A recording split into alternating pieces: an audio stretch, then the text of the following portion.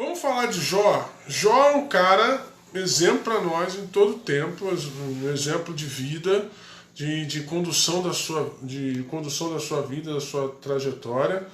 É impressionante a trajetória de Jó. Deixa eu só ajeitar aqui mais uma vez aqui. Isso. Vai ficar quase que na mesma altura. Foi muito. Isso. Então Jó, ele tem a sua vida bastante impactada. Tem as 24 horas mais loucas da vida de alguém nessa terra. A Bíblia diz que Jó era um homem correto, temente a Deus, desviava-se do mal, lá no verso 1. Um homem lá muito antigo, alguns dizem que ele era contemporâneo de Abraão, talvez o homem mais rico da sua época, e agora ele se vê numa situação muito complicada, ele começa a se ver numa situação muito complicada. Então, ele tem que lidar com a perda. E a gente sabe que tem muita gente que não sabe lidar com a perda, tem muita gente que não sabe lidar com a ausência de alguém, seja a perda de pessoas ou de coisas. Né? A pessoa teve um carro roubado, então ela não sabe lidar com isso, ela não sabe reagir a isso, ela entra em depressão, ela fica ansiosa. O trauma vem e a toma. Outras pessoas não sabem lidar com a ausência de queridos, ou uma mulher que perdeu seu marido e ela não consegue se relacionar com ninguém, ela não consegue ter não consegue, ou então uma coisa é ela decidir, não, eu decido, não quero ter mais nenhum tipo de relacionamento depois do casamento. Sim, ponto, depois da viuvez, ponto. O problema é quando ela não consegue, ela até quer o relacionamento, mas ela não consegue se relacionar com outra pessoa por causa do trauma da perda do seu marido, da sua esposa, seja também o caso. Então, nesta noite, eu quero tratar com você rapidamente sobre essa questão da perda. Como é que a gente lida com a perda? E a gente começa a entender de Jó, que Jó ele tinha a plena consciência de quem ele era e do que ele era. Quando você olha para o texto principal, que é o texto de Jó, capítulo 1, verso 21, que ele diz o seguinte: e disse, nu, saí do ventre de minha mãe, e nu tornarei para lá. O Senhor o deu e o Senhor o tomou, bendito seja o nome do Senhor. Isso está querendo dizer que ele sabia exatamente o que ele tinha e quem foi o causador daquilo que ele conquistou. Ele sabia que tudo vinha de Deus, ele sabia que todas as coisas vêm de Deus, todas as coisas vêm do Pai, e ele estava completamente tranquilo em relação a isso. Esse nu aí você pode traduzir por alguém que não tinha posses. Então ele está querendo dizer assim, olha, quando eu nasci eu não tinha nada, hoje, quando eu morrer, eu não vou ter nada. Se Deus me deu, o Senhor tomou, bendito seja o nome do Senhor. Mas a gente sabe como é que acontece essas inúmeras desgraças na vida de Jó. Ele estava trabalhando, fazendo as suas coisas, e tem um encontro, segundo a Bíblia, entre Deus e o diabo. E o Deus pergunta onde estava Satanás, e Satanás, resumindo a conversa, Satanás diz que Jó só era fiel a Deus porque ele tinha tudo. O que Jó tinha? Rebanhos, muitos rebanhos, muito gado, muitas posses, tinha 10 filhos, 3 meninas e 7 rapazes, um homem muito bem visto, um homem muito bem relacionado, com muitas posses, com muito dinheiro. E agora ele se vê numa... Então Satanás fala assim, olha, ele só tem isso porque... ele só é fiel porque ele tem isso. Porque no dia que ele não for, no dia que ele não tiver, ele não vai ser fiel. Então Deus fala assim, então faz o seguinte, tira tudo dele, menos só não toca na vida. E vamos ver se ele vai permanecer fiel. E aí começa a desgraça, o cara tem as piores 24 horas da vida de uma pessoa em todos os tempos. Que é quando ele começa a perder tudo. Perde filhos, perde os bens, tudo. Perde a saúde e só fica com 3 amigos e sua esposa. Então a primeira coisa que a gente precisa entender logo nesse início é que as coisas que nós temos vêm da parte de Deus. Se eu tenho essa consciência de que tudo que eu tenho vem da parte de Deus, as coisas eu vou encarar da melhor maneira, de uma melhor maneira. Porque, irmãos, preste atenção, todo mundo tem problemas, todo mundo tem dificuldades, todo mundo tem crises. Mas qual é a nossa diferença em relação àqueles que não servem a Deus? A diferença é que como a gente lida com isso. Como é que a gente lida com a perda? Como é que a gente lida com esses momentos difíceis? Por exemplo, eu sou pastor e já ministrei em vários sepultamentos. É nítida a diferença de um sepultamento quando é cristão e quando não é cristão. Você sabe disso, você já foi, você sabe o que eu estou falando.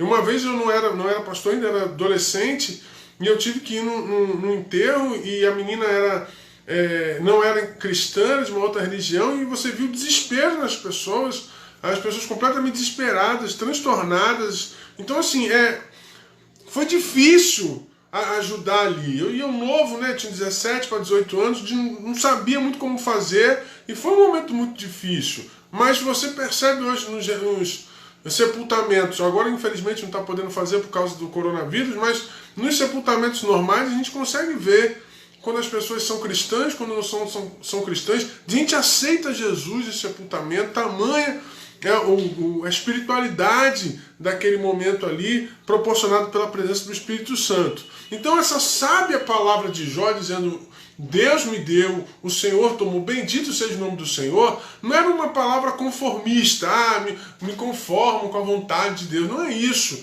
A vontade de Deus não é de conformidade, né, para a gente se conformar e não é isso. Ele está falando: olha, o Senhor é o dono da minha vida. Se eu tenho e se eu não tenho, foi por Ele. Se eu tenho, se eu não tenho, foi Ele, é vontade dEle, está tudo no controle dEle. Então, querido, eu quero te desejar nesta noite, se você tem algo na tua vida, ou se você não tem algo na tua vida nesse instante, é fruto da ação de Deus na tua vida. Eu já perdi coisas que hoje eu agradeço a Deus, que eu já chorei, que hoje eu agradeço a Deus, e tenho coisas hoje que também eu agradeço a Deus, porque o Senhor tem sustentado a minha vida nesse tempo. Então você precisa entender isso, que como eu lido com a perda, como eu lido com essa situação, como é que eu vou lidar com isso? Eu vou dizer que Deus é culpado, que Deus é um sanguinário, um carrasco, cruel? Não, queridos, Deus está no controle de todas as coisas, e tem um momento em que Ele age, que Ele faz a coisa acontecer, e nesse momento que Ele entra em ação, a gente precisa saber lidar com essa situação, ok? Então, no primeiro momento, vem a tristeza de Jó, porque ele perde algo muito precioso. Quando a gente perde algo ou alguém que nos é precioso, você preste atenção que Jó, sem diminuir a dor de ninguém, Jó perdeu de uma vez só 10 filhos. 10 filhos. Amém, queridos? 10 filhos. Então você percebe que a dor de uma mãe que perde um filho multiplica por 10. Foi a dor de Jó. Então você percebe que Jó vai viver um momento que poucos viveram na vida, na história da humanidade, perder 10 filhos de uma vez, filhos dos quais ele intercedia e cuidava da sua vida espiritual.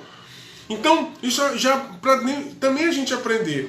Quem é pai, quem é mãe, precisa estar cuidando da vida espiritual dos seus filhos. É importante. Então, voltando à questão da perda, Jó é alguém que tinha uma preocupação espiritual, ele cria os filhos nos caminhos de Deus, oferece sacrifícios todas as vezes que os seus filhos fazem suas festas, fazem seus encontros, e aí acontece a grande tragédia, né? E Jó era fiel. As pessoas perguntam, por quê? E aí uma palavra que nós falamos aqui domingo na escola, eu quero trazer para você, há um ensino equivocado de que crente não passa por prova, que crente não passa por provação. Isso não tem base bíblica.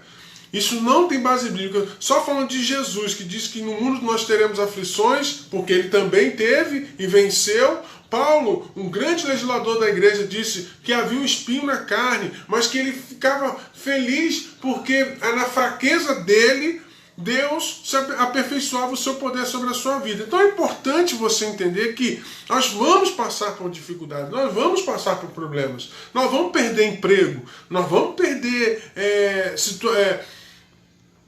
situações, negócios, você vai perder negócios, você vai perder oportunidades que vão acontecer, você vai ser demitido, como eu já falei, ou então você vai para uma entrevista todo cheio de esperança e não consegue um emprego. Isso acontece. Agora, o importante é como você vai lidar com essas verdades, como você vai lidar com isso. Jó, de uma só vez, perde esses 10 filhos. Enquanto a gente... E aí, nesse primeiro momento, aparece a ansiedade da esposa.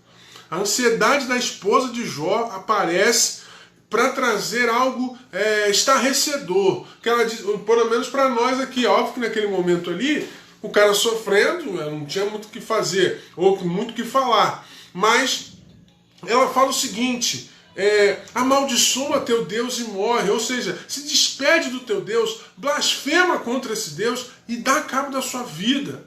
E aí você percebe a ansiedade no coração dessa mulher, está lá no capítulo 2, o verso 9, quando ela fala isso.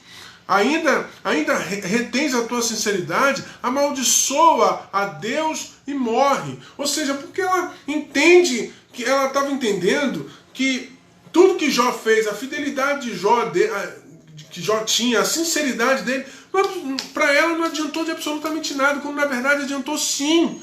Porque Deus estava no controle daquela situação, por mais que não parecesse. Por mais que não parecesse. E aí vem a ansiedade.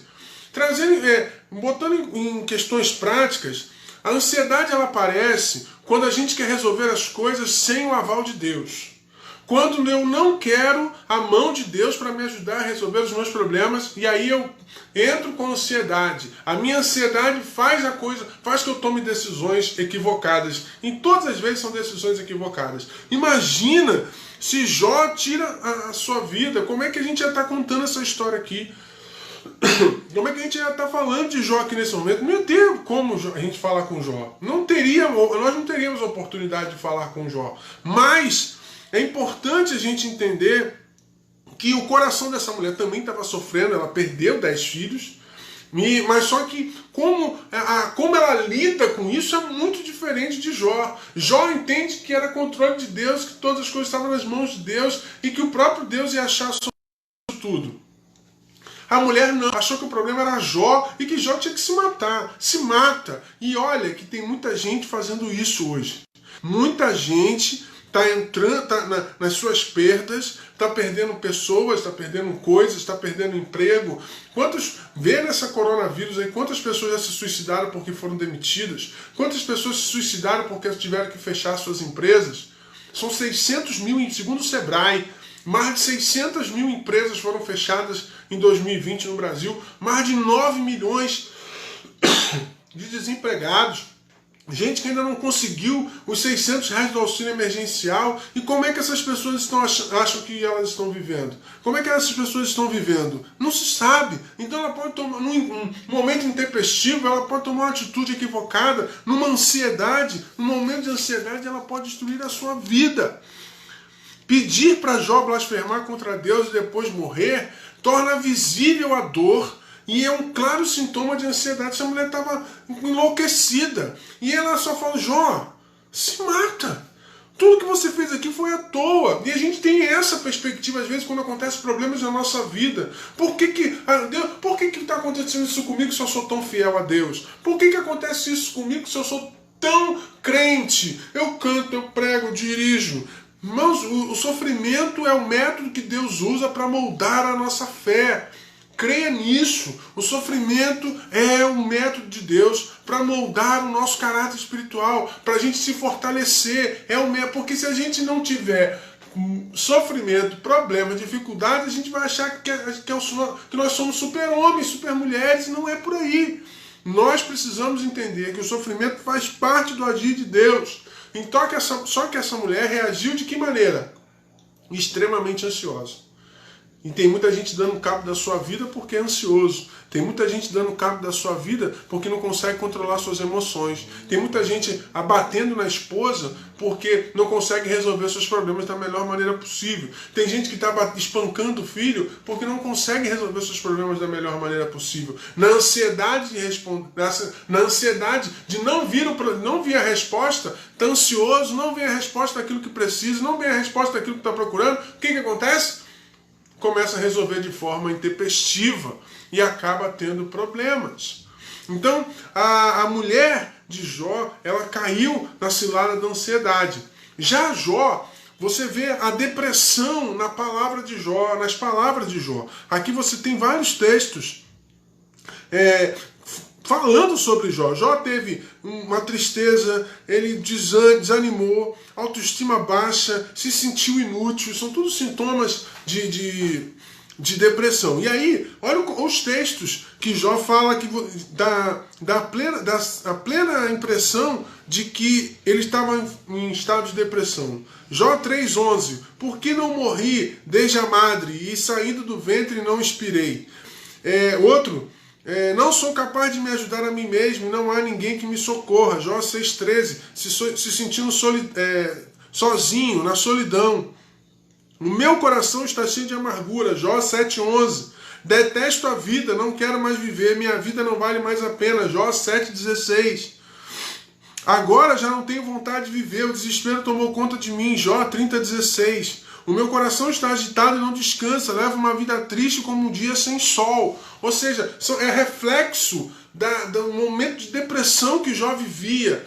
E assim, ficou totalmente compreensível, porque olha o que Jó perdeu, o tanto que Jó perdeu, o tanto que Jó sofreu, mas vem o socorro de Deus, né? O capítulo 19, verso 25 diz... eu sei que o meu Redentor vive e por fim se levantará sobre a terra. Ele cria nisso. Era uma verdade para ele e acabou no final da sua vida, da sua história, no capítulo de Jó, do livro de Jó.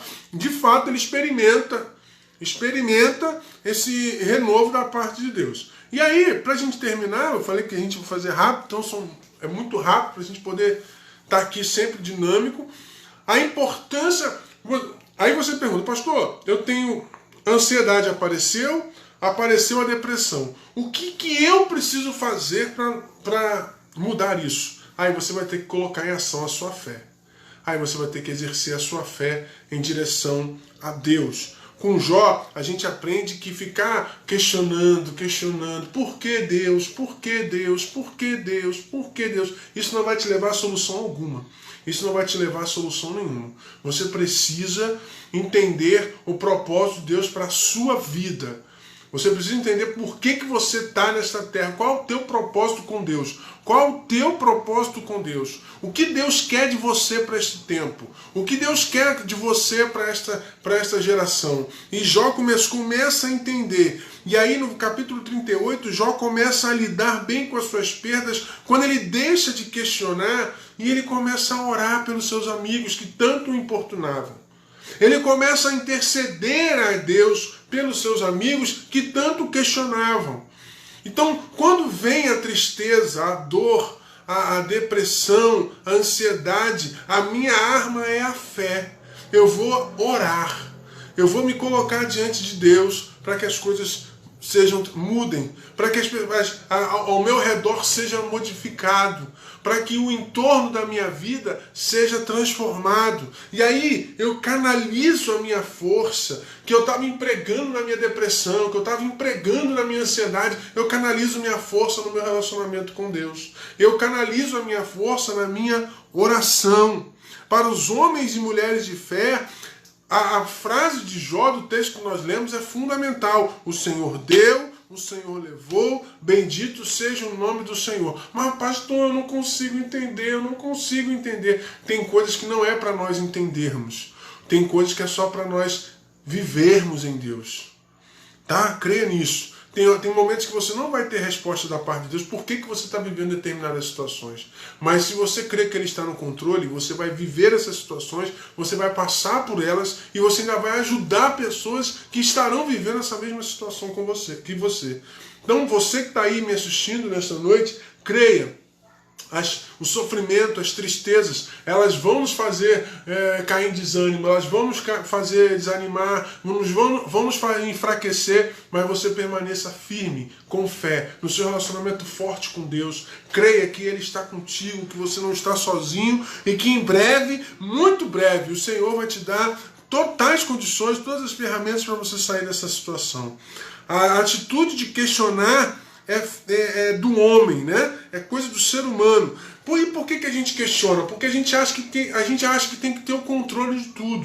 A gente acha que tem que ter o controle na mão. A gente acha que tem que ter o controle de todas as coisas que acontecem no universo. Não é por aí. Nós não temos esse controle. Isso não é da nossa prerrogativa. A nossa prerrogativa é vivermos os propósitos de Deus. Ah, mas eu quero saber, eu sou assim, eu sou curioso. Querido, entenda, o porquê não vai adiantar nada para você. O que Deus quer de você é que você viva o que você está vivendo nesse momento e Ele vai mostrar para você o propósito que Ele tem para a sua vida. O propósito que Ele tem para a sua vida. Então é importante que você analise isso, que você entenda isso. Não questione. Tente tirar lições disso. Tente listar isso aí, Samuel. Fé e força. Irmão, o pessoal aqui, Eliane e Samuel falando aqui. Fé e força. Para a gente poder vencer essas situações. Vencer essas tempestades. Com Jó, aprendemos que mesmo sendo pessoas que procuram fazer a vontade de Deus em tudo, nós somos pequenos. Nós somos incapazes de entender tudo o que se passa na mente de Deus. Haverá coisas que nós não compreenderemos. Haverá coisas que a gente não vai entender. Haverá coisas que a gente vai falar, Jesus, peraí. Isso não tem nada a ver. Como é que isso acontece? O Senhor não está no controle, mas isso tudo faz parte do plano de Deus para nós. Isso tudo faz parte do plano de Deus para as nossas vidas. Então cabe a gente entender e nos moldarmos ao querer de Deus, nos colocarmos dentro da vontade de Deus, para que a gente possa entender o seu propósito. O seu propósito. Haverá eventos que não compreenderemos. Jamais alcançaremos resposta para tudo. Por isso, e aí vem o conselho, a gente deve descansar na certeza de que tudo, aí como o irmão falou agora há pouco aqui no Instagram da Jubame, Romanos 8:28, todas as coisas cooperam para o bem daqueles que amam a Deus, daqueles que são chamados segundo o seu propósito. Então, se você tem um propósito com Deus, se Deus tem um propósito na tua vida, todas as coisas cooperam para o teu bem, inclusive as perdas, inclusive os momentos de tristeza, também cooperam para o bem daqueles que amam a Deus. Cabe a mim e a você entender esse propósito, viver esse propósito e mostrar para a sociedade: a minha vida está em Deus. Tudo que acontece ao redor está no controle de Deus. Está no controle de Deus. As pessoas estão perguntando, eu vou te dar alguns exemplos.